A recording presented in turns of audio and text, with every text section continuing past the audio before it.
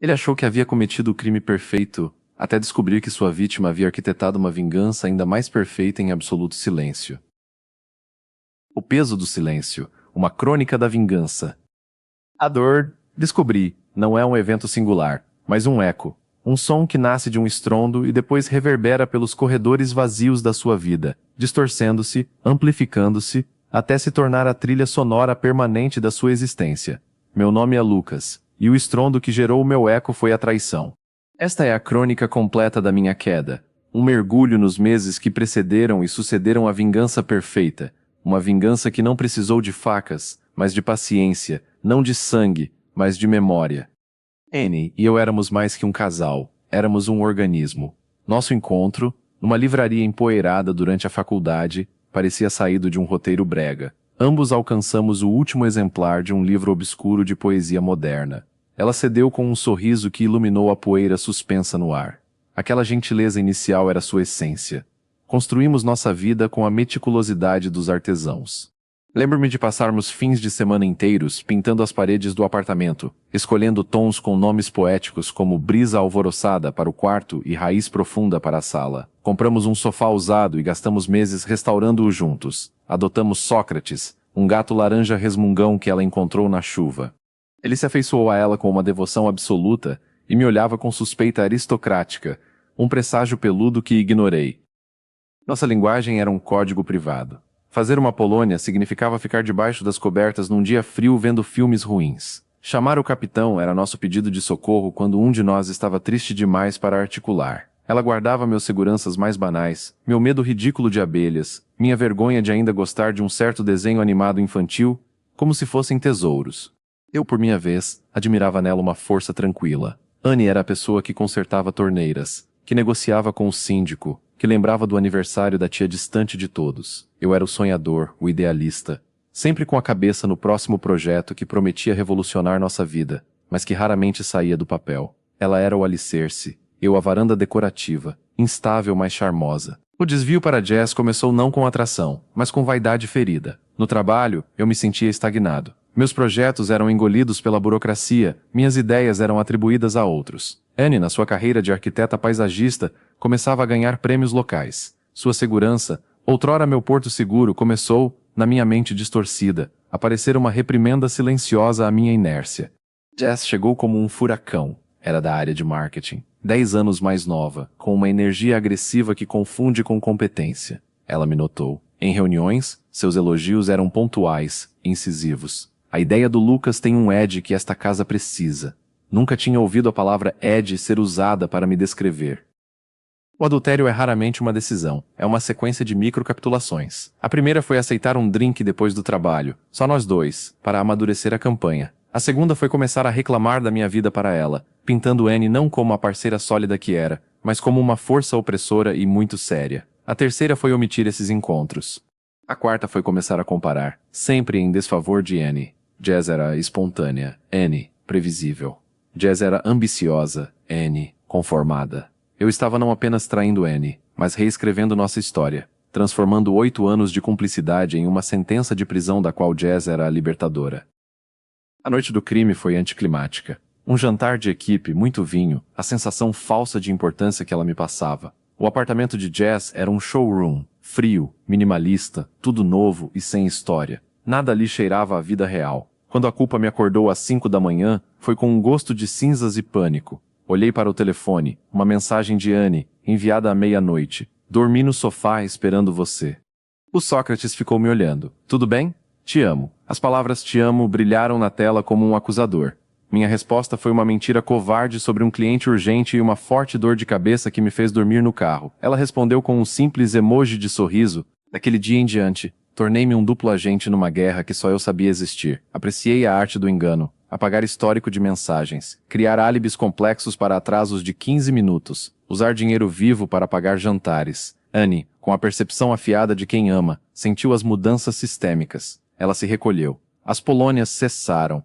Ela passou a ler na varanda, sozinha, enrolada num cobertor que eu não compartilhava mais. Perguntei uma vez se estava tudo bem. Ela fitou-me por um longo instante, seus olhos castanhos escavando os meus, e disse suavemente, sinto falta de você, Lucas. Eu, num ato de covardia monumental, irritei-me. Não começa, Anne. Estou sob muita pressão no trabalho. Virei as costas. Ouvi-a respirar fundo, e depois o leve arrastar de suas pantufas pela varanda. Foi a última ponte que eu mesmo queimei. A expulsão do paraíso foi, como tudo na Anne, eficiente e silenciosa. Naquele dia, encontrei não apenas minhas coisas desaparecidas, mas uma casa que havia sido energeticamente limpa de mim. Até a gaveta da mesinha de cabeceira, onde eu jogava moedas e carteiras velhas, estava vazia e limpa, com um discreto sachê de lavanda dentro. Foi um repúdio tão total que beirava o místico. Ela não me havia expulsado, ela havia me deletado. Os dias que se seguiram foram de uma vergonha pública agonizante. Meus amigos, nosso círculo íntimo que se formara em jantares e viagens, inicialmente tentaram mediar, até que a verdade, provavelmente vazada pelas colegas malditas de jazz ou por suposições que se tornaram certezas, veio à tona. O silêncio no grupo do WhatsApp foi o primeiro sinal. Depois, as desculpas esfarrapadas para não comparecer a um encontro. Pedro, meu melhor amigo desde a adolescência, foi o último a ceder. Encontramo-nos num bar. Ele não me olhou nos olhos. Cara, a Anne, ela é família para todo mundo. O que você fez não tem como passar um pano. Eu tenho uma filha. Como eu olho para minha esposa depois de ficar do seu lado? A pergunta não era retórica. Era a sentença final da minha vida social. O trabalho foi o próximo dominó. O clima ficou insustentável. Jazz e eu, agora juntos abertamente, éramos um foco de fofoca tóxica. Nosso chefe, um homem pragmático, chamou-nos. Não posso ter um circo romano no departamento de projetos. A confiança da equipe foi quebrada. Jazz, com sua agressividade, ameaçou o processo por assédio. No fim, recebi uma oferta de rescisão negociada com 6 meses de salário. Fui o único a cair. Jazz, de alguma forma, saiu como vítima de um colega mais velho e inescrupuloso. A ironia era um suco amargo que eu bebia diariamente. O relacionamento com Jazz foi uma câmara de eco de ressentimento. Nos unia apenas a culpa e, em breve, o pânico de um teste de gravidez positivo.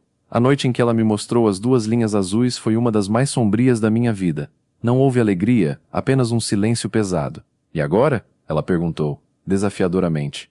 Agora, a gente tenta, ouvi-me dizer, a voz soando como a de um estranho. Foi um compromisso nascido não do amor, mas do dever distorcido e do medo de parecer ainda mais vilão. Mudei para o apartamento dela. Era um espaço que nunca senti como meu. Comecei a trabalhar como freelancer, uma queda profissional que alimentava meu senso de fracasso. Durante a gravidez, tentei me apegar à ideia do meu filho. Comprava livros sobre paternidade, imaginava ensiná-lo a andar de bicicleta, a pescar. Era um sonho de redenção por procuração. Jazz via esses gestos com desconfiança. Você está tentando compensar algo? Perguntava. A sombra de Anne era a terceira pessoa na relação. Bloqueei Anne em todas as redes sociais, num ato de autopreservação doentia, mas também de covardia.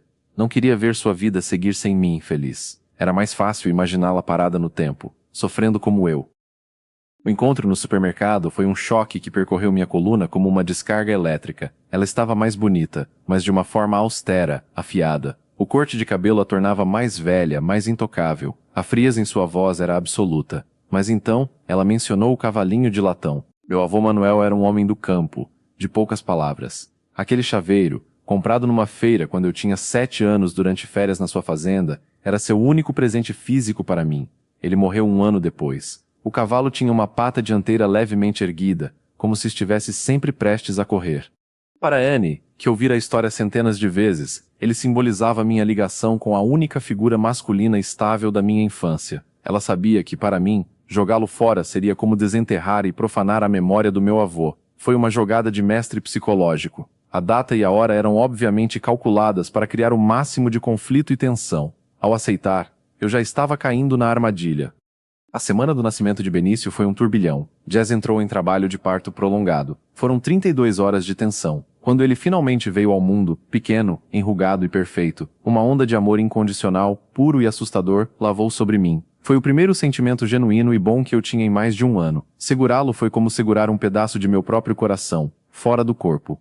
Esse momento de pureza tornou a mentira que eu contaria no sábado ainda mais repugnante, disse a Jazz, ainda pálida e exausta, que precisava encontrar um ex-colega para resolver uma pendência urgente do meu trabalho freelance, um contrato que poderia nos render um bom dinheiro. Usei o nosso filho como desculpa indireta para a mentira. Ela assentiu, distraída, com os olhos fixos no rostinho de Benício. A visita à casa de Anne foi uma viagem ao museu de uma vida extinta. Cada objeto familiar tinha sido reposicionado ou removido. A planta que eu regava, o quadro tolo que compramos numa feira de arte de rua, tudo havia sumido. O cheiro era diferente. Ela me serviu chá, sentou-se na ponta da poltrona, mantendo uma distância oceânica entre nós. A conversa foi surreal. Ela conduziu-me como um entrevistador habilidoso, deixando-me despejar minhas desculpas ensaiadas, meus arrependimentos clichês. Ela ouvia com a cabeça levemente inclinada, sem interromper. Quando disse, "Te desejo o melhor", sua voz era plana, inexpressiva. Eu, na minha necessidade patética de validação, interpretei como um perdão tácito. O abraço foi a corda no meu pescoço. Ela se inclinou para frente, um movimento breve. Eu, estúpido e aliviado, envolvia com força, enterrando o rosto no cabelo que ainda cheirava ao mesmo shampoo de sempre. Sussurrei obrigado por me entender. Ela não respondeu. Seu corpo permaneceu rígido. A câmera de vídeo de campainha, um modelo discreto e novo que eu não notara, registrou esse momento a partir de um ângulo que, crucialmente, obscureceu a rigidez dela e focou na minha mão nas suas costas, no meu rosto próximo ao dela. A cena no hospital foi um pesadelo de humilhação pública. Ser tratado como um estranho, um perigo, no momento mais vulnerável da minha vida como pai, foi uma tortura psicológica.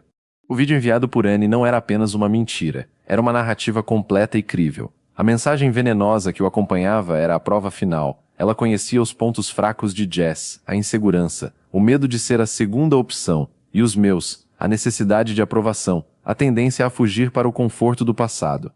A frase sobre o banho foi uma adição genial, transformando um possível encontro emocional em algo sórdido e físico, a linguagem que a raiva de Jess entenderia imediatamente. Minha tentativa desesperada de contato com Anne só serviu para cravar o prego. Sua calma ao dizer, "Você me apagou, Lucas." Eu só devolvi o favor revelou a frieza de um planejamento de meses. Ela não reagiu no calor da dor, ela incubou sua vingança, estudou-me, esperou o momento perfeito onde um único golpe causaria dano máximo. Ao bloquear-me novamente, ela cortou qualquer possibilidade de diálogo, garantindo que sua versão fosse a única a ecoar. As consequências se desdobraram com uma lógica cruel. A medida protetiva que Jess obteve foi baseada em comportamento errático e risco emocional. Meu histórico recente, a perda do emprego, o isolamento social, foi usado contra mim. Minha mãe, uma mulher prática que sempre adorou Anne, viu na situação a confirmação de todos os seus receios sobre meu caráter instável. Seu apartamento, outrora um refúgio, tornou-se um tribunal onde eu era o réu permanente. O processo de regulamentação de visitas é uma via crucis burocrática e financeira. Meu advogado, um homem cinzento e realista, é claro, com a medida protetiva e a alegação de comportamento instável, o máximo que podemos esperar inicialmente são visitas supervisionadas, talvez de 2 horas por semana, em local apropriado, e isso pode levar 6 meses a 1 ano para ser estabelecido. Cada sessão no fórum é um lembrete de que sou visto pelo sistema como um potencial perigo para o meu próprio filho. A solidão agora é total. Os poucos amigos que restavam sumiram. Trabalho em projetos medíocres de casa, ouvindo os sons da família do andar de cima, risadas, choro de criança, passos, que são uma tortura diária. Comprei um álbum em branco para ser o álbum do papai. Está vazio, exceto pela única foto que tirei de Benício no hospital, já manchada pelo suor do meu dedo de tanto olhá-la. Às vezes, na calada da noite, a raiva contra Anne surge, um monstro de fogo no meu peito. Mas ele sempre se apaga na água gelada da minha própria culpa. Ela não criou um monstro do nada. Ela pegou a semente podre que eu mesmo plantei, a traição, a desonestidade, a covardia, e simplesmente regou-a com paciência e luz, permitindo que ela crescesse e desse seu fruto venenoso. Sua vingança foi a mais pura forma de justiça poética. Ela me forçou a viver, permanentemente, na pele do homem mentiroso e infiel que eu escolhi ser. Ela não me prendeu a ela. Ela me prendeu à consequência da minha própria escolha, personificada em um filho que eu posso amar, mas talvez nunca possa criar. O eco da minha traição não é mais um som. É uma parede de vidro à prova de som, espessa e clara, através da qual eu posso ver toda a vida que poderia ter tido, com Jess e com Benício sob o mesmo teto, com a dignidade intacta, mas nunca mais poderei tocar. E do outro lado do vidro, só há o silêncio. O silêncio total e perfeito que eu, em minha arrogância, um dia pensei que poderia quebrar sem que ele me cortasse em pedaços. Gostou dessa história? Então deixei seu like e siga o canal para mais histórias como essa, agora todas segundas, quartas e sextas.